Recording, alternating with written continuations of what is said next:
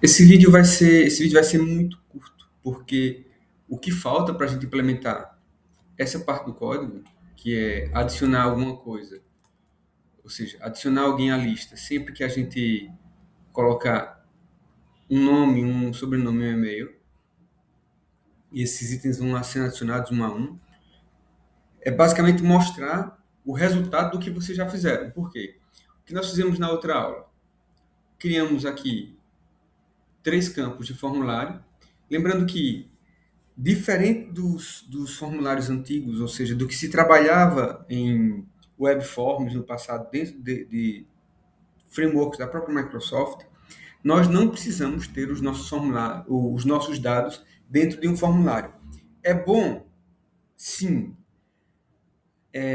porque em alguns casos nós conseguimos, por ter dados e informações dentro de formulários, conseguir fazer validação de dados de maneira mais efetiva e automática. Mas não é necessariamente obrigatório.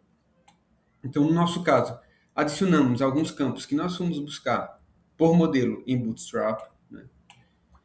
Fizemos o nosso bind value do valor que nós queremos fazer implementação aqui em C Sharp, em Blazor, certo? Utilizando o Blazor.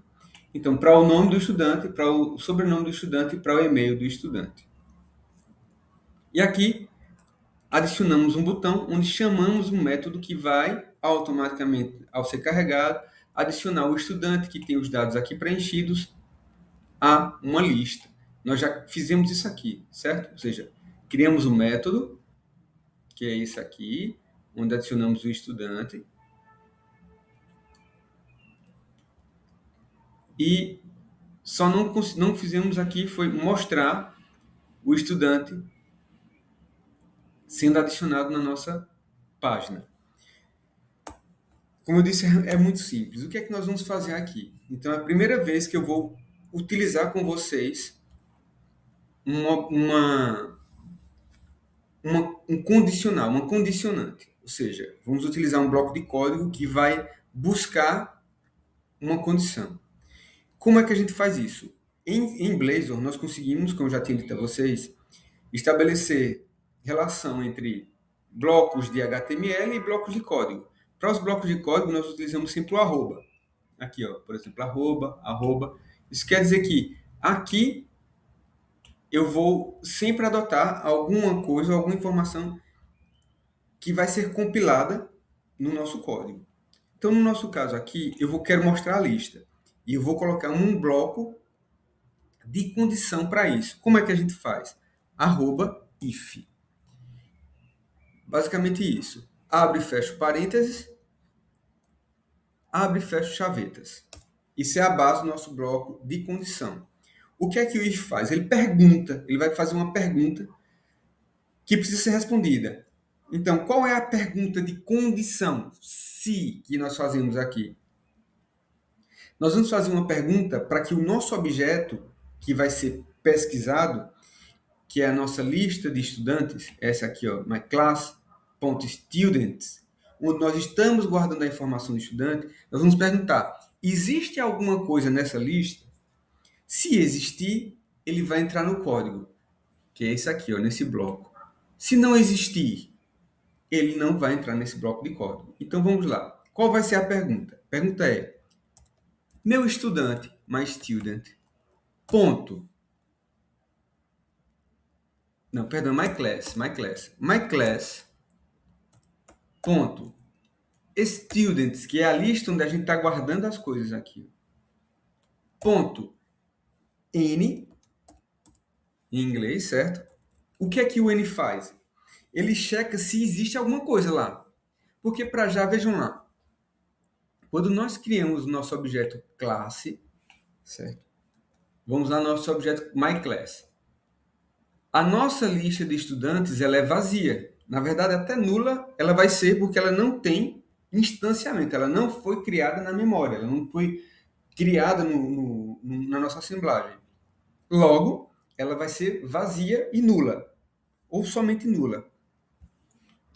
Quando a gente vem no código, né, e faz isso aqui na renderização do nosso código e diz assim, ó, myClass.students agora é uma classe, é uma instância nova, ou seja, é um objeto que ocupa lugar na memória.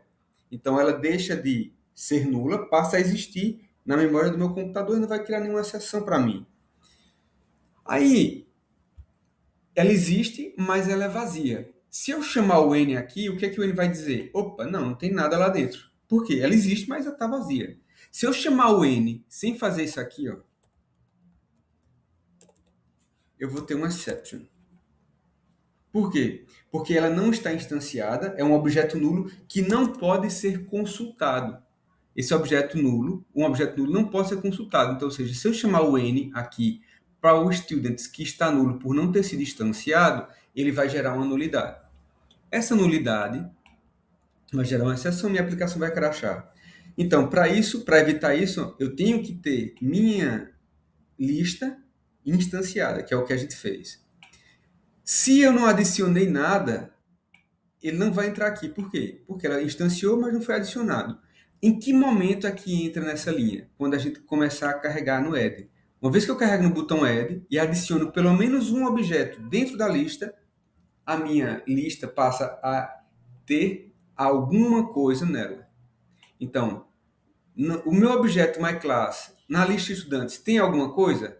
Se sim, entre aqui no bloco. E se você for entrar aqui no bloco, então mostre alguma coisa usando HTML. Nós vamos colocar aqui, por exemplo, um P, que é de parágrafo, que sempre que a gente chamar, vai criar uma linha nova. Então aqui eu vou colocar a informação. Antes disso, malta, o que é que eu vou fazer? Se eu quero chamar uma lista, existem duas formas em C# ou mais, né? Da gente chamar uma interação de uma lista. Vamos ver aqui um exemplo. Cadê? Certo. Lembra-se que eu tinha falado para vocês, né? Aqui dos alunos e professores. Pensem numa coisa parecida. Aula, professor, aluno. A gente só está falando de aula-aluno. Eu adicionei o aluno Diogo, a Cauane e o Antônio. 3 pessoas na lista. Então, essa lista tem 3 itens. Como é que eu consulto cada um desses itens da lista? Para eu consultar esses itens, eu posso fazer da seguinte forma. Ou eu vou fazer um ciclo. Vejam lá, ciclo. A gente vai falar ainda mais sobre isso. A gente não vai aprofundar, né? Aqui a gente fez uma condição, um if. Aqui a gente vai fazer um ciclo. O que é que o ciclo faz? O ciclo, ou loop, ele interage com o objeto de tal forma que eu consiga entrar naquele objeto e visualizar todas as, no caso de uma lista, todos os itens que aquela lista pode ter. Quais são os tipos de fluxo, o loop ou ciclo mais comuns? O for, o while e o for each. For each. Certo? O que é que nós vamos usar hoje? O for each. Então vamos ver aqui um for each. Como é que eu chamo o for each? Como eu estou num bloco de código, basta eu fazer isso aqui, ó, escrever for, e veja que a aplicação IDE me sugere. Ó, você quer usar um for R ou um for each? Eu quero utilizar, só existe o for, né? Não existe esse for, não existe. Na verdade existe, reverse for. Eu quero usar um for each. Vou carregar aqui tab e vejam o que ele sugere para mim. O for each, ele utiliza sempre uma collection. O que é uma collection? Collection é um agrupamento de informações. É mesmo uma coleção em português, ou seja, onde eu vou ter vários objetos concatenados num objeto único. Isso quer dizer, a coleção é uma lista, um objeto que concatena outros objetos, que tem dentro dele outros objetos. O que é uma collection no nosso caso? Uma lista. Students é uma lista, ou seja, essa students aqui é uma lista. Então, nós vamos fazer aqui, ó. Essa collection vai ser myClass.students. Por que eu só vou fazer isso? Porque eu já estou checando se existe alguma coisa aqui. Se existe, ele vai entrar aqui. Essa variável que a gente vai utilizar aqui é uma variável local. Vejam que ele dá sugere aqui, ó, do tipo Student, por quê? A nossa lista de estudantes tem vários estudantes lá dentro, vários objetos do tipo estudante. Então, eu vou escrever aqui student em minúsculo, certo? Então, ou seja, o que eu estou dizendo, para cada item estudantes na classe, no objeto myClassStudent, faça alguma coisa. Vou repetir. Para cada, que é o que significa for each, estudante, item, né? Estudante, na myClassListaStudents, faça alguma coisa, que é mostrar, esse PP vai ali para cima, mostrar uma informação. Qual é a informação que eu quero mostrar? Aqui vai estar dentro desse objetinho aqui, ó, student, que é esse objeto que vai aparecer para mim nessa interação. Então, eu vou colocar aqui, ó, ele assim, vou chamá-lo assim, arroba student. Vejam lá. E agora o que eu vou escrever? O ponto name. E se eu fizer só isso, ele vai me mostrar só o nome do estudante. Mas eu quero mais coisas. Então, eu vou colocar vírgula, arroba student.surname. E vou colocar a vírgula mais uma vez e arroba .student.email. Só isso. Vou guardar aqui a informação, vou atualizar minha aplicação.